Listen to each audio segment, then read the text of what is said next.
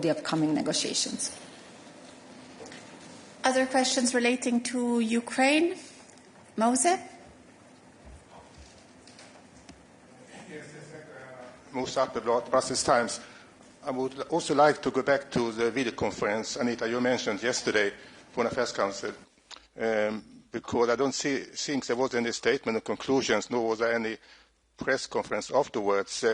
But relating to the previous question, I mean, were there any indications that also President Zilinski and EU leaders will at some point be invited to the next summit to discuss the ceasefire which could lead to a peace settlement in Ukraine?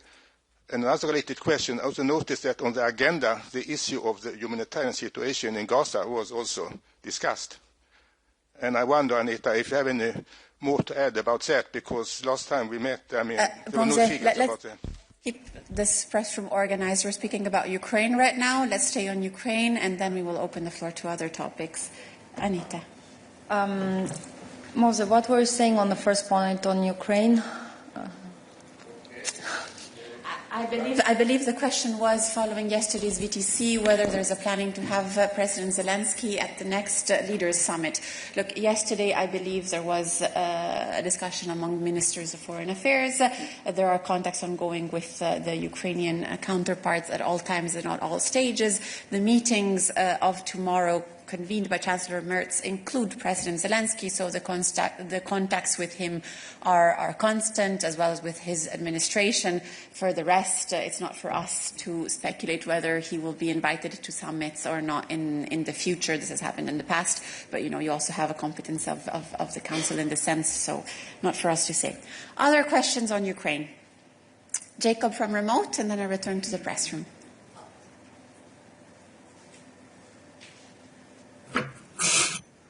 Hello. There we go. Thanks. Wow. Yes. Bizarre background. Good. Nice. Oh my God. Even the audio is bizarre. Go ahead. Sorry. On Ukraine, follow up on Lily's question. Again, if the outcome is not a just and lasting peace that the EU is hoping for, but rather a bad deal or just a very quick deal, on terms that the EU cannot accept, what is there? Are there any plans for what we would do in that case? Are there any plan Bs, preparations from the EU side? Would we keep supporting Ukraine? Or is the only plan we have to hope that Trump will deliver what we're not sure at all that he will? Jacob, and then I leave the floor to Anita. This is Lizzie's question reformulated. We have just said today we are in a situation in which there will be tomorrow a call between EU leaders, President Zilinski and President Trump, in view of the bilateral meeting that President Trump has called for Friday with President Putin. Let me remind you that at the same time, the EU is extremely active on all fronts to support Ukraine and put Ukraine in a position of strength. So we continue keeping full pressure on Russia. We have adopted 18 sanction packages, and Anita can confirm, but the HRVP has made reference to a new sanction package that we're working on, so our pressure continues as strong as ever. At the same time, we continue supporting Ukraine financially, from a military perspective.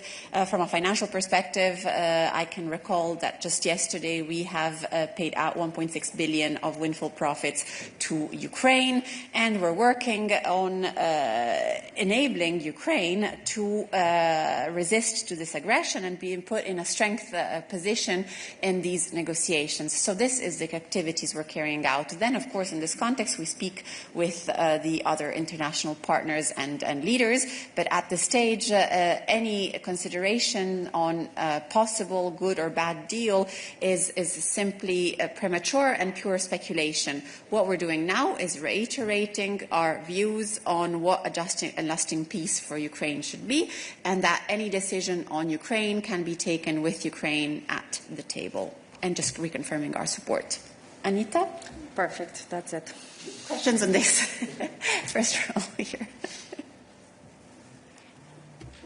Hello? Yes. Hi, this is Andrea from Bloomberg. You mentioned the 19th sanction package that HRVP spoke about yesterday. What more can you tell us about this package, timings, contents, and will there be any coordination with the U.S.? Thank you. Thank you. I think it's already quite a lot, and as per usual, we'll not be able to go into details. All the negotiations are obviously confidential, but the key and core element remains our pressure on Russia works. This is why they want to get rid of our sanctions. So this is why we're continuously working on adding more sanctions to our packages.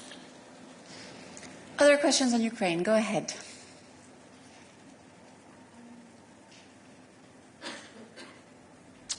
Hi, Alina Samsonia, ARD German Television. It's a question about the statement that was issued on Ukraine, where Hungary, as per usual, did not join.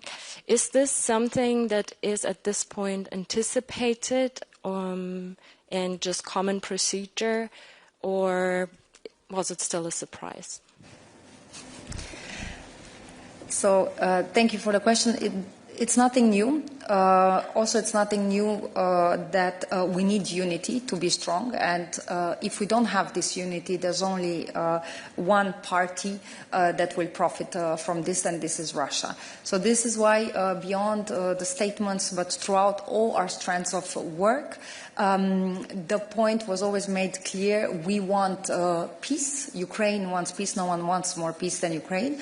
And as a proof, also, we had 18 sanction packages that were adopted by unanimity. Of course, there will always be discussions. Nobody said it will be easy, but until now we have always managed, and this was our strength and continues to be. Other questions on Ukraine? Go ahead. If you can, in the conversations tomorrow, is there a security guarantee you would, as in the EU, would try to convince President Trump to offer to Ukraine in case there is territory exchange or just given, as they're suggesting they want? I think it's premature considerations of what will be part of the discussions. We cannot prejudge. What we can do is look at the leader's statement that was published just this morning, and the statement reads, "A Ukraine capable of defending itself effectively is an integral part of any future security guarantees. The European Union and Member States are ready to further contribute to security guarantees based on their respective competences and capabilities in line with international law and in full respect of the security and defence policy of certain Member States and taking into account the security and defence interests of Member States." So for now we can only stick to the words that the leaders have used themselves. Carl from remote. Good afternoon. I have a question about the immobilized Russian assets. As far as I'm aware, Prime Minister Bardewever will not participate in tomorrow's meeting, but if I'm not mistaken, it is the Belgian government that finally decides on what we do with the Russian assets. So can you please confirm that? And given that it is a leverage that the EU has in the negotiations, can you please tell us what the conversation is right now about what we can do about them? But you are implying that the frozen assets will be a core element of tomorrow's discussion. This is not something that we can speculate about at this stage. We will let the leaders speak tomorrow. Also, there is a statement out there and there is no specific reference. Of course, the frozen assets are something that the Commission, or the windfall profits from these frozen assets, is something the Commission is using in support of Ukraine. On the mechanism itself, I am very happy to call Balázs to provide you with additional explanations, sorry, on the payment of yesterday eventually, but on the mechanism itself, my colleague Guillaume can assist you. Beyond that, there is no speculations we can make on a hypothetical plan. We have a reality. We have the windfall profits in action. And as I just said, the reality is that there was a third payment yesterday, which all goes in support to Ukraine. Jacob from remote, still on Ukraine. Change the background. Yes, Appreciate. Still in Ukraine. Is the Russian oil and gas ban going forward as planned? And is that possibly part of the discussions, or would the EU be able to put that on the table as part of the negotiations? Look, the packages we have already adopted are going into force as planned. So on the details of what entered into force when and what will enter into force with phasing in periods, I can refer you to Olof or to the Q&As we have published each time we have adopted a package. So everything is going ahead as planned. On future sanctions packages, as Anita has said, we never comment on before they are adopted, so we're not going to be in a position to do so this time either. Yes, still in Ukraine. Go ahead. One more thing, thank you. On the logistics tomorrow, you said afternoon. Is there maybe a more specific time you could tell us? And also, Trump already called this meeting, the Alaska meeting, it's a feel-out meeting. What would be your comment on that? On the last question, we really have no specific comment. As I said, we welcome any effort to bring a just and lasting peace for Ukraine, and this is all that matters to us. On the timing, we're not in the habit of providing more specific timings, usually in this case even more as it's Chancellor Merz that has organized the meeting, so it would be for him to provide all the logistics detail. What we can do from our side is confirm that the President will be participating in the rounds that he has organized and then in the call of the coalition of the willing. I do not see other hands raised on Ukraine. If it's on Ukraine, it's your moment. Go ahead. Yeah. And if you say your name and the media outlet for which you work, we really appreciate it every time. Thank you. David Price, Your Democracy and Human Development. You should wait for the microphone, David. Oh, sorry. Now, Okay. yes. David Price, Your Democracy and Schumann.info. I'm sorry if I missed the beginning. I had a delay to getting in here. But I'm wondering about what the long-term policies are and what basis it's being made inside the European Commission. We're talking about long-term security, so and also the questions which come up are very similar to what's happened in history, recent history. For example, there's Alsace-Lorraine after the First World War, Second World War, the division of Germany, which was resolved, and the resolution was made through Schumann's project of 1950, and he provided a plan that Ukraine, for example, could be part of the larger European community. I wrote a couple of books about this, which I gave to the Commission. David, about the how this could question, be done. please. I'm so sorry, I'm because wondering, otherwise... The question is, in what depth is the Commission policy being analysed? Because Schuman spoke about all these things several years ago, and this institution is based on Schumann's concepts in theory. But I'm wondering what has been done to analyse those policies about how whole of Europe could be unified through, for example, an energy community, which would have institutions similar to the coal and steel community, but would be involved in Ukraine's specific assets. Now, these are, really important questions. Can you tell me what in-depth studies have been made? David, no, I cannot tell you what in-depth studies have been made, and I struggle a bit with the question. I think we have many long-term policies to bring our union closer, both within our member states. I don't know if this is what your question related to, but for example, we're doing all efforts to make our single market even stronger and to be more integrated in a number of fields, including energy. Then beyond the union as it is today, we're doing everything possible to bring closer also our enlargement candidate countries, be it via the growth plan, be it with the Ukraine facility. We are really doing our utmost to already bring part of the benefits of the European family to them, bring them closer to us, of course, in exchange for reforms and investments, just as much as for our member states with Next Generation EU. Beyond that, I think we have a network of agreements, be it trade, be it deep and comprehensive agreements with a number of partners within the European area, and we have a very strong cooperation, for example, with our UK partners, Swiss, Norway, Iceland. I think there are many instances in which we have a long-term common vision and common projects that we share with them. On the study specifically, I wouldn't have anything to point you at. Other questions on Ukraine? Go ahead. Yeah. Ukraine? No? Then no Ukraine. Let's open the floor to other foreign affairs questions then. Let's go to you.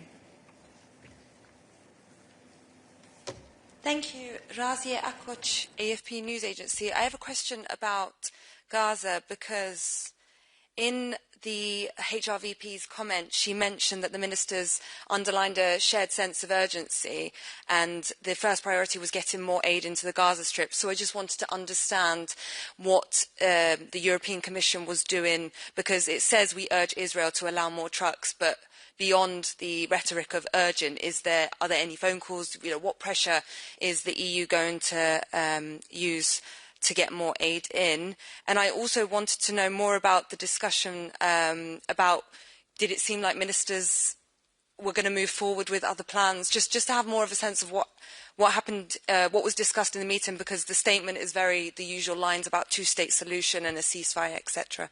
Thank you. Thank you.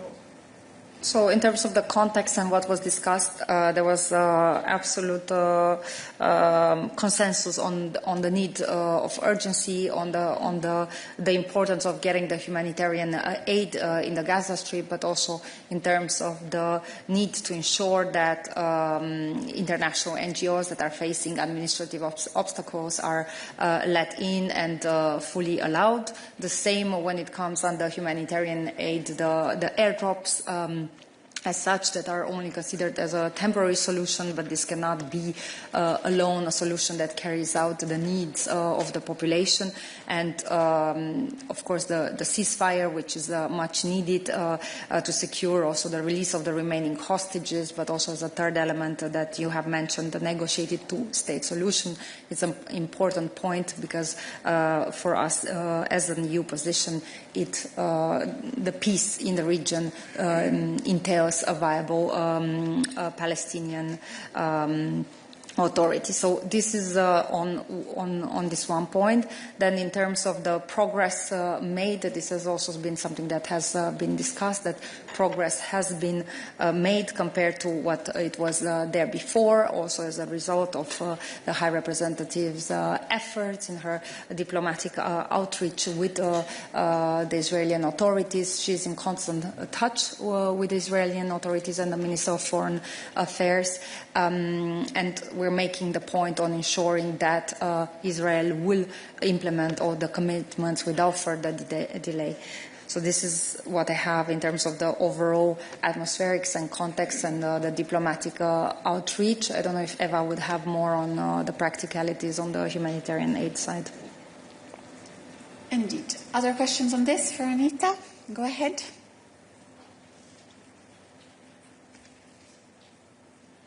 Nordin Fridi Al-Arabia. Anita, my question is, did you see yesterday any move from member states towards concrete action or measures European Union may take against Israel relating to the lack of implementation of the humanitarian understanding between High Representative and the Israeli authorities? And mainly, these concrete measures could be taken if Israel go ahead with the plan of occupation of Gaza. This is my first question. My second question, do you see any new move regarding the possible sanction against the violent settler? Any effort High Representative is doing mainly towards Hungary, because it's no secret, it's Hungary, the only country which is blocking the possible adding of violent settler in the sanction list. Thank you. Mm-hmm. Thank you. On this, as you know, there are several measures, but they're with the Council on this regard. So there was nothing further in this respect that was discussed, because there are measures now on the table. The same when it comes to the sanctions against the violent settlers. Indeed, as you rightly point out, there are proposals. Again, these are currently under discussion in the Council, but it's true that we had adopted sanctions. There was one package was in 2024 in April, and also July under the EU Global Human Rights Sanctions regime against extremist settlers. We want to go further, we want to do more, but as said, this is still in the Council. Thanks. You have a follow-up? Go ahead. Then I'll take a couple of questions from remote before returning to the press room. Anita, but regarding the concrete measure against Israel, until now there is almost the majority of the member states, not necessarily the qualified majority, but a majority of the member states in favor of taking some concrete measures against Israel. Did you see yesterday in the meeting there are more countries, let's say, are likely more open to examine the possibility of sanction against Israel? Thank you. I'm not sure it's really for us. We cannot give go positions into of member states on this matter. It is for the member states themselves. So I would suggest that you reach out to them. Sorry. You have a follow-up. My question is not to tell me which member states, new member states, the names, etc. No. My question is, did you see more member states? This is something you can say. It's not for the Council, but you are leading the Council yesterday, the meeting. So the High Representative, and you may know that if there are more countries or less countries, but this is my question. Thank you.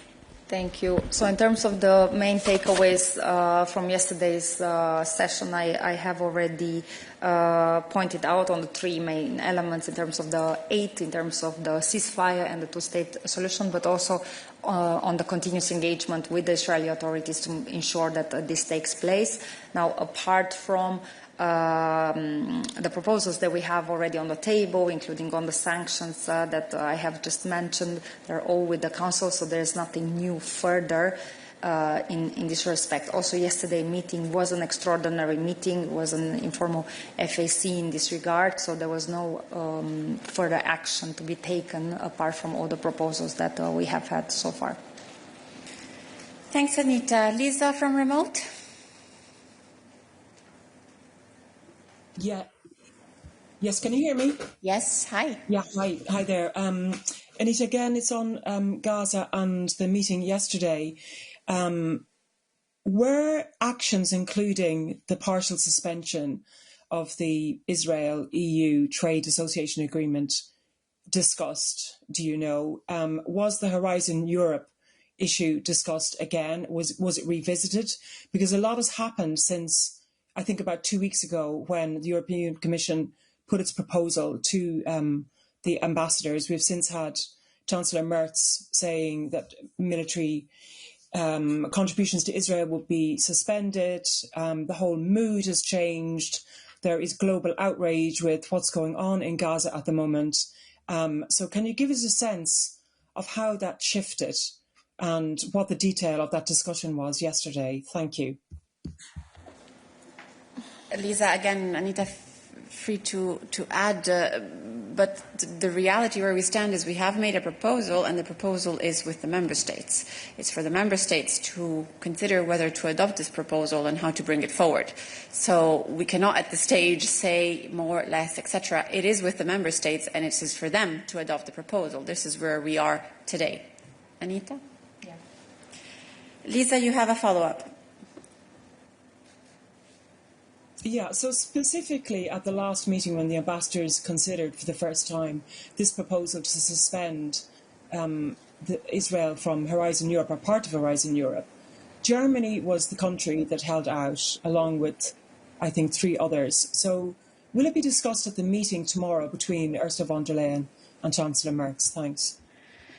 So On the positions of member states, it's you reporting on them. It's not us, as I was trying to explain before, and we're not going to say anything additional in this sense. Tomorrow's meeting has been called by Chancellor Merz relating to Ukraine. This was very clear in the announcement he has made. Therefore, I cannot prejudge what the leaders will decide to discuss among themselves, but the video calls have a clear objective, which is preparing the upcoming bilateral meeting and more generally Ukraine. President Zilinski will be present and President Trump will join. Therefore, I believe this will be a clear focus of the talks. Rosie, from remote. Hi, this is Rosie for DW. Can you hear me? Yes, hi. Okay. Great. So just to follow up on the last couple of questions, I understand this proposal regarding Horizon Europe is with the member states. The Belgian foreign minister had floated tomorrow, Wednesday, as a kind of internal deadline for those member states. I wonder, as a commission, do you have a message to the member states ahead of that potential talks on it? Presumably, you would like them to move forward on it. Is it frustrating as a commission to watch this? Have you been talking about the risks of inaction? What is your message to member states? Thank you. Thanks, Rosie. I believe we have no specific message beyond the fact that we have made a proposal. It is part of the legislative procedure in the EU that the Commission makes a proposal and then the Member States bring it forward. This is where they are. I wouldn't know about internal deadlines or other deadlines. Perhaps the Council can support you more on this. But from our side, the message is the proposal that is on the table. Other questions relating to Gaza? Mose? Thanks again. Yes, Anita, you mentioned there was a discussion, obviously, yesterday about administrative or bureaucratic obstacles or hurdles in delivering the aid by Israel. And I also noticed that in the previous statement on the 9th, EU ministers also mentioned that.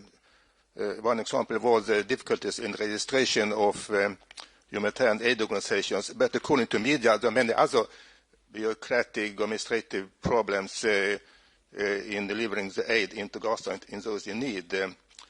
And when you read, and that's been written quite a lot in media, which you must be aware about that, I suppose, and you get the impression that it's a matter of mismanagement. Mose, the question, please. Yeah, okay, but because it's a matter about mismanagement, I suppose, by Israel, and I would like to ask if there was any discussion, for example, yesterday, about the need to, let's say, to modify or renegotiate this understanding with Israel, because it was focused, I think, on figures, on aid trucks, and not so much about how actually to deliver the aid in an effective way. Thank you. I will not concur with your conclusion. The key element was to ensure that we are getting aid as a matter of urgency into Gaza. So this was the important part. Now when it comes to the practicalities, I don't know if Eva would like to join us here, because the situation indeed remains difficult despite the progress that we have seen, but the situation remains very difficult. So the focus is put on delivering the aid and precisely ensuring there is efficiency in that. Eva? Yes, indeed. Eva can join me, and let me just reiterate that the HRVP is, of course, in contact with her Israeli counterparts in the sense, and implementing the understanding is her priority at this stage. Good afternoon, Mose and everybody. What I can say about the meeting yesterday, Commissioner Labib was there also, and she briefed the member states about the situation, about the humanitarian situation in Gaza. It's necessary to say that there is a progress, but it's far from an ideal scenario, and it's still very insufficient. Israel is imposing some administrative issues, restrictions to the NGOs and our partners, which means that the re-registration deadline was shortened to 7 days. Israel also requires a list of people, which was not the case in the past, and all this is bringing more and more obstacles in delivering the aid. So this makes the situation more complicated. Anita already talked about the airdrops. Airdrops, it's a spectacular injection, but it's not a solution. Airdrops can be dangerous. Airdrops are undermining the dignity. Airdrops, it's not a solution of the situation now in Gaza. What we need is a full access to be able to deliver in much larger scale. Thanks, Eva. Other questions relating to the aid delivery specifically? David?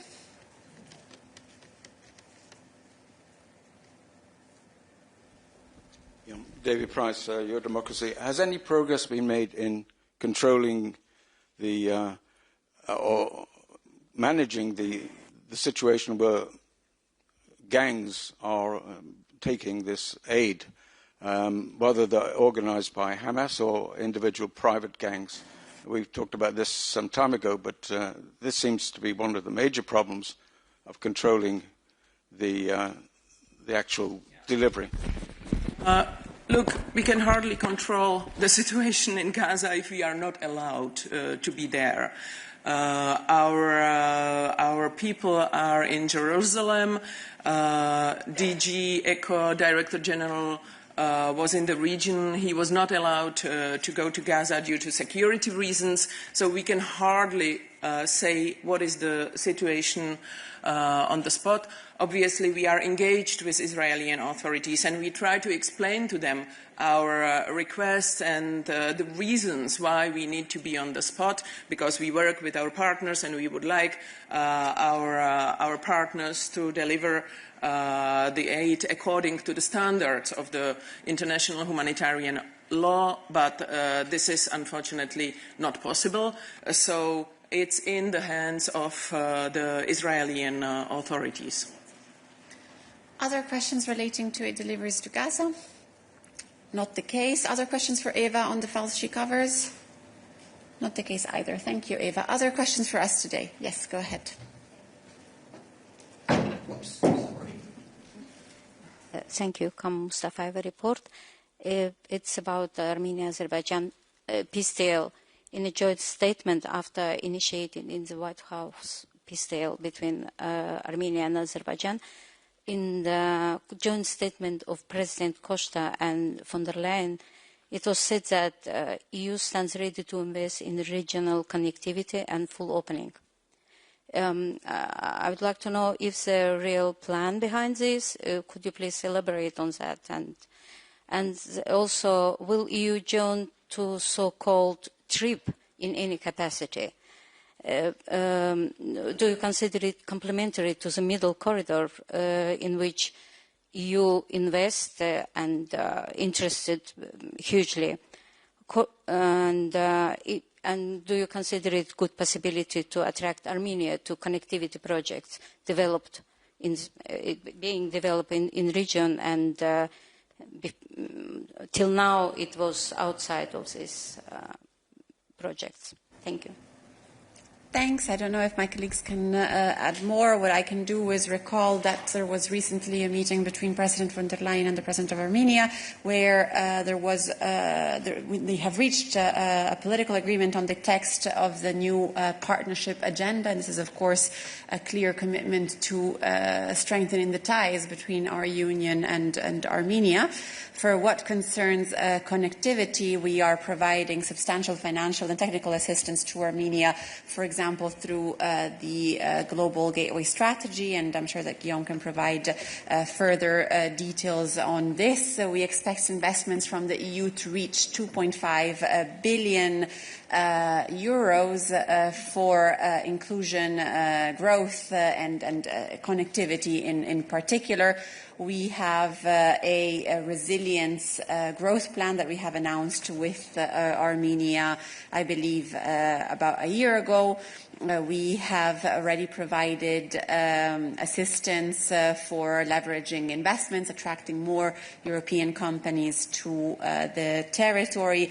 On connectivity, I believe we have several projects that are being funded via a global gateway. I don't know if Guillaume has the details at hand, but this is, of course, something that we continue to be working on with our Armenian partners. You have a follow-up. Go ahead. Thank you. It sounds that you thinking only have some more close ties with Armenia, but I mostly ask about the wider picture, and Middle Corridor doesn't have any ties with Armenia in any way. And this new corridor, it's involved in Armenia and goes through its territory. So I would like to know more about the general on development in South Caucasus, if you don't mind. Thank you. Thanks. I think on the Middle Corridor and specifically, I will have to ask colleagues to revert to you later. I'm looking at Guillaume, and I don't know if Eva will also be able to add some elements from her perspective on the Caucasus region. More generally, you, of course, have several partnership agreements there as well, but Guillaume will be providing you the details. Other questions? Go ahead. Yes. Yeah. Anna Pravatama with EFT. I just wanted to ask you or Olaf if you can give us any updates, if you have any, on the timeline and what is expected together with the joint statement from the US. Thank you. Looking at Olaf, I believe work with our US counterparts continues. We don't have a specific timeline or any additional information to provide to you at this stage. You have a follow-up, Paula. I just want to ask, is the wait open-ended on the EU side, or is there any way that you can reach an agreement within a specific timeline? I think we have an agreement, but... yeah, thanks, Paula. I think your question is best directed to the other side of the Atlantic. As I said here from this podium last week, we're now in the mode where we're waiting for the US to follow through on the commitments they've made, the clear political commitments they've made, and that's where we are right now. As soon as we have any updates, we'll be happy to provide them. Other questions on this? Go ahead.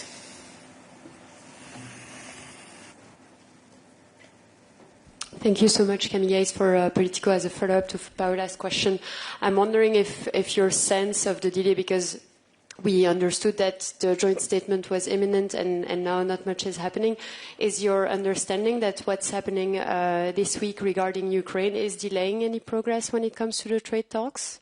Thank you. I think this is two completely unrelated matters that have no impact in terms of timing, one respect to the other. We have an agreement with the US. That agreement is taking effect in some of its parts. We have a joint statement that we're working on with our counterparts. Olaf has told you where we are, and this is the reality. The talks on Ukraine are a different topic and have its own framework and timings. Jacob from remote, and then I return to Edith in the press room. Thanks, Olaf. Similar question, but basically, is there... Right now, we're paying higher tariffs than before August 1st, right? But none of the lower tariffs have come into force. So the longer that happens, the more tariffs our exporters are paying. And for the US, is there any pressure from the EU side other than saying it's the ball's in their court? At what point, after a year, after a month, after 3 months, will we decide, okay, we need to do more than say the ball is in their court? Because the whole goal of this deal, right, of accepting the 15 rather than 10% tariffs was to have lower tariffs on cars specifically. So I'm just wondering, or is there anything that the US is asking for? Is there commitments from the car industry for investments that they're waiting for? Last week we were told the reason for the delay is that the Americans are busy with other things. But then they did pass an executive order for Japan lowering their car tariffs. So they could very easily have included the EU in that, right? It would have been 2 letters probably. Jacob, we don't do the work of scheduling for the US. I'm not entirely sure why you refer to a 10%. Let me remind you that we have a 15% omni-comprehensive tariff, including MFN, which, as Olaf has said time and time again, is on average 4.8. This for the EU is not added. And also you say higher tariffs. Compared to what? I also recall some announcements from the US side in April on which the tariffs that they were referring to were much higher. So the higher or lower, it depends at what point in time or to which announcements you are specifically relating to. We have a reality, which is an agreement with the US that has a 15% across-the-board tariff, MFN included, also for a number of industries, including cars, and then 0 to 0 tariffs in a number of other industries. It is an agreement that we believe is strong and is the best we could have under the current circumstances and the ambitions of the US administration. Of course, we expect the US to take the further steps that are part of this agreement, but I don't believe we are at a stage in which we can put a timeline to these engagements. We take the reality of today. This is where we are, and the rest is hypothetical. We count on the US taking the steps that are necessary on their side to fulfill these agreements. Olaf, sorry.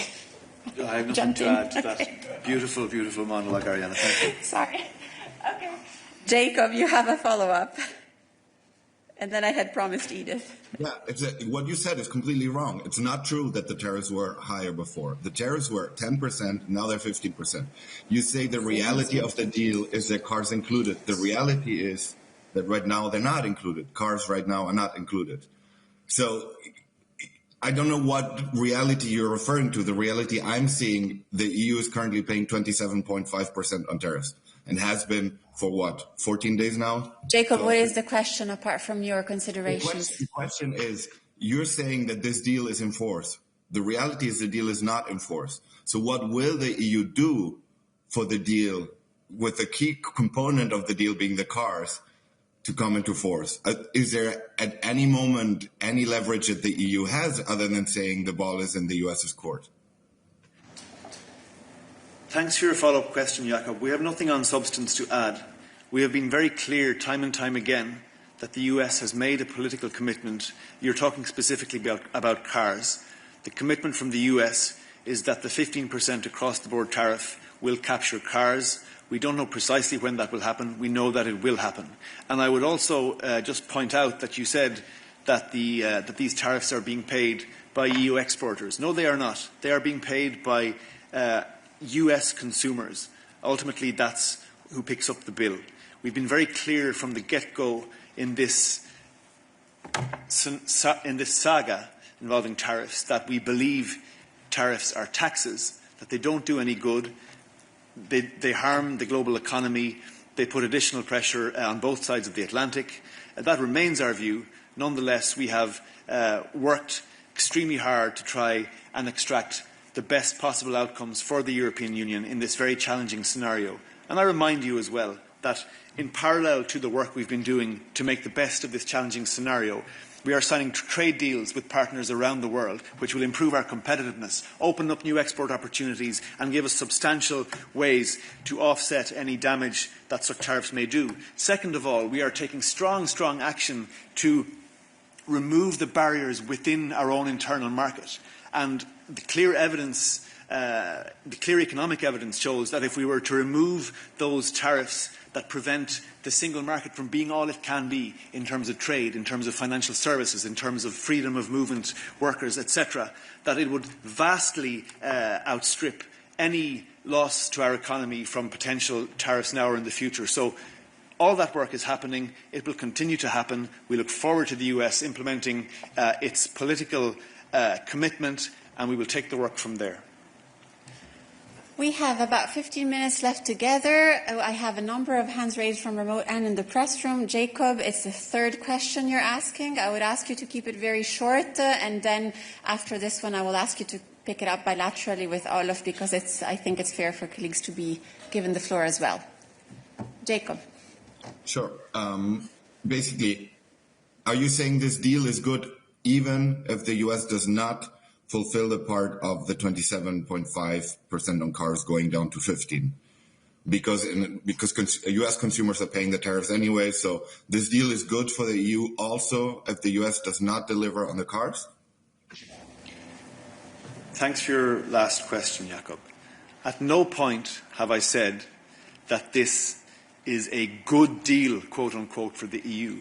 What we have said repeatedly from here, what our President has said, what our Trade Commissioner has said, is that if you look at the current global trade picture, if you look at the various deals that the US has signed with trade partners around the world, if you look at the commitments that the US has made on top of the executive order that has already been implemented, we feel strongly that we have succeeded in giving the European Union the best possible position in terms of competitiveness, in terms of continued trade, in terms of allowing our exporters to do what they do best. So yes, we look forward to the US implementing their final commitments, and in the meantime, I repeat, the work we are doing to strengthen our network of global trade partners and the work we are doing to remove all possible barriers within our own internal market gives us a strong position to remain competitive and to remain agile in strengthening our economy going forward. Other questions on this? Edith, I had promised you the floor. Thanks very much. Edith Hancock with Dow Jones. Just to follow up on Jacob's question as well, and also I just wanted to pick up on some of your wording, Olaf, earlier. You said that you're waiting for the Commission is waiting for the US to follow through on its political commitments. So is there actually a growing concern within the Commission that that follow-through isn't going to happen, that they won't follow through? And then with that in mind, what would the US have to not follow through on, be it cars, be it exemptions that they may, that you guys might be pushing for, in order for the Commission to feel that it's necessary to put retaliatory tariffs back on the table? Thanks for your questions, Edith, but really we're going way too far into the realm of hypothetical scenarios here. We have a clear commitment from the US on all the areas I have mentioned. We look forward to them implementing those commitments as soon as possible. We are not going to go into any further hypothetical scenarios from this podium today. I'm happy to repeat what I've said before, which is that our countermeasures, which are now suspended, can at any moment be unsuspended. And we have discussed with our Member States in detail potential future countermeasures that could be used should they ever be necessary. But that's not where we're at right now.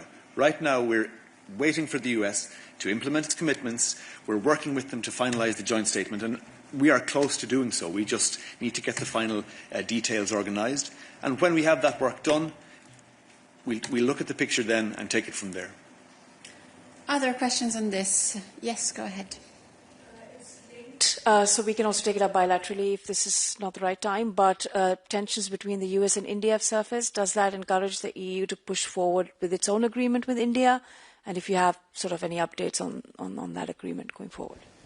Thank you, but we have to be very strictly, there's a lot of conflating going on here today, dear friends. So let's just try and separate all the issues and look at them for what they are. So we're not going to comment on tensions or otherwise between third countries. When it comes to the ongoing talks between the EU and India to try and finalise a trade agreement before the end of the year, yes, that work continues. This would be an enormous breakthrough in terms of the two largest democracies in the world having in place a structured agreement from which to build trade, investment, cooperate across a range of other areas, technology and so on. So the goal remains to get that done before the end of the year. That's a very ambitious timeline. If you look back at the frequency of the meetings between political principals in recent months, you'll see that, this work is people are taking this seriously because the political commitment is there from the top level.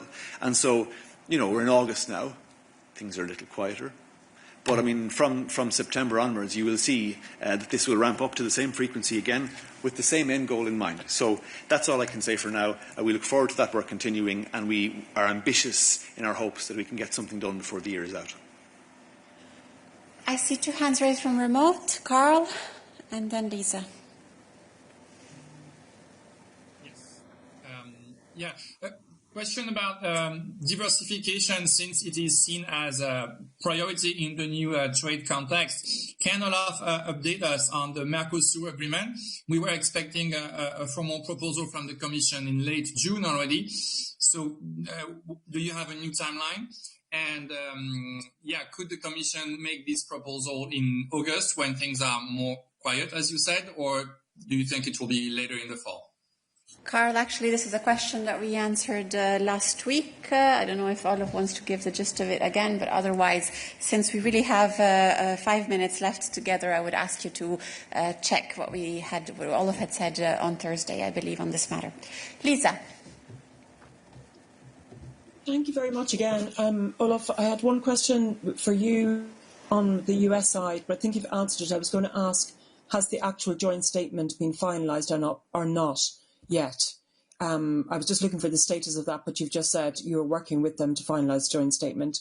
But I was also going to ask about China and wondering if anybody in the EU has opened some work monitoring the continuing surge in exports from China.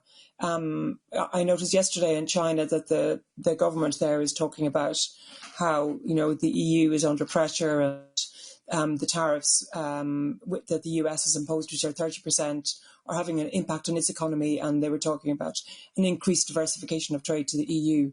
Have you anything to say on that? Thanks. Thanks for your question, Lisa. I remind you that we have set up a new body to look at potential impacts of the current trade configuration in order to anticipate at the earliest stage any possible changes in trade patterns, any possible harmful increase in imports into the EU from China or elsewhere. To date, as far as I'm aware, I'll double check that for you, but to date I don't think any evidence has indicated any such harmful surge. But we set up this new body precisely that we would have in the most structured way possible the information at the earliest date to be able to analyse it in detail, so that if we need to take any further action, we can do so fully armed with the best equipment and at the earliest possible stage. So we are keeping a close eye on global trade flows, how they may be impacted by the changing picture, and we do so, as always, in the interests of protecting our single market and making sure our exporters are not adversely impacted. Thanks, Olaf. Other questions for Olaf? Not the case. Other question? David, is it for Olaf? No. Okay. Other questions for us today? Go ahead. Mondine S. from Euronews.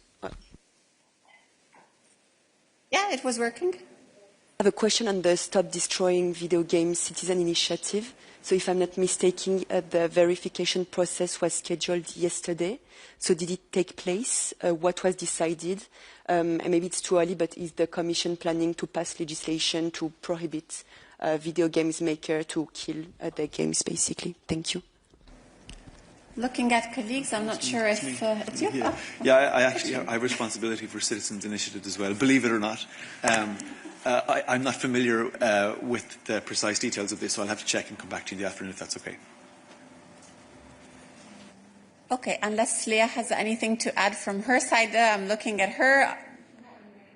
Oh, perhaps why not, Leah, if you want? Thank you. It's a joint effort. Let's see if we don't provide you with all the details now. Olaf and Leah will coordinate in the afternoon.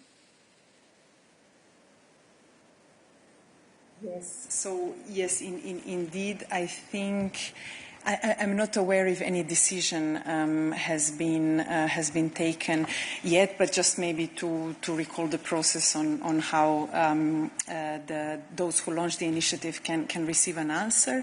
So within 1 month, there is a meeting organized with Commission representatives so that those who put forward the initiative can explain a little bit better what it is about.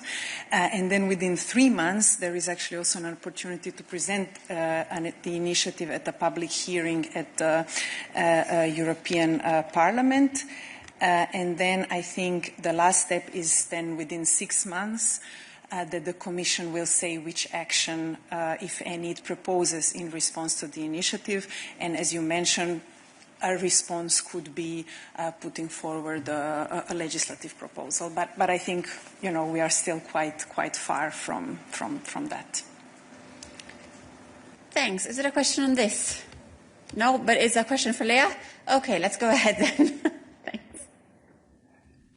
Maya for Euractiv. Just a quick question on foreign subsidies regulation. Given that you're launching the review, how many total probes have been conducted in the EU, and how many of those did the Commission launch on its own initiative? And of that share, which share was targeted at Chinese firms? I'm not a super statistics person. I mean, you need to. So we have a part on mergers, I think, where we have quite a large number of notifications that have been. I mean, I remember we had, I think, 1 or 2 cases where we went in phase 2, but these were then approved after commitments. I think we have a couple of cases on initiative cases, but none of these cases are yet in kind of a full in-depth probe, so they are still in this preliminary review where we are able to send questions to the companies. And then we also had a few cases on the public procurement side where we opened an in-depth probe, but then the companies decided to withdraw the tenders. All this to say that I can come back to you more specifically on the thing, really with the numbers. You have a follow-up. Go ahead. Was the foreign subsidy regulation brought up at the recent EU-China summit? That I would not know. I don't know. I'm not aware of this topic being raised specifically. I think the outcomes of the summit have been commented with statements. I believe the foreign subsidies regulation is a piece of legislation that the EU is implementing all its international partners equally, and we are of various cases we have going or that have taken place in the past years since it was adopted on China specifically. I think we don't have a few years planned. Other questions for Leah? Not the case. Thank you. Other questions for us today? David, last one. We are at the close of the 1 hour. Thank you for your indulgence. David Price, Your Democracy. The European Media Freedom Act came into force a couple of days ago, and I welcome it as has its aim to protect journalists and their sources, and specifically independent journalists. I'm wondering, as there is a case in Belgium of an independent journalist being raided by the Belgian police, and the authorities not giving the warrant for this. The computers and everything else have been taken for a month and a half now, and I'm wondering how this particular act can help him to recover his independence as a journalist and his equipment as well. Can you help in any way? Thank you, David. I think indeed the European Media Freedom Act is a very important piece of legislation. It has entered into force, as you were correctly recalling, on Friday. The President herself has welcomed this important milestone. She has said a free and independent press is an essential pillar of our democracy. with our European diplomatic its protections to journalists continue their crucial work and safety without interference or intimidation. The Freedom Act is provides a framework. I'm afraid that as it's on the specific case you're referring to in this press room, we will not be able to enter into the specifics of it. It is a matter for the national authorities. We can never enter into the specifics of cases, but if my so otherwise, I believe it's just a general framework. David, I'm afraid it is 1 hour. It was the last question. I understand it's very case. As I said, we're not going to Thanks a lot to everyone for having participated. Interpreters, colleagues, we will be back on Thursday for our next press briefing. Good night.